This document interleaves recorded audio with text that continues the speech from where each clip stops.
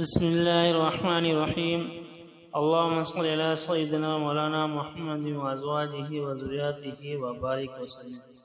السلام علیکم دوستو، امید ہے کہ آپ خوش ہوں گے۔ آج کی جو ویڈیو ہے وہ ببول کے درخت کے بارے میں ہے۔ ببول کا درخت، اس کی پھلیاں جو کڑویاں ہوتی ہیں اس کو ابال کے بناتے ہیں۔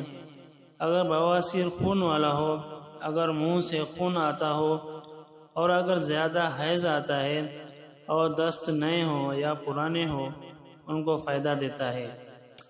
معدے اور جیرے کو طاقت دیتا ہے۔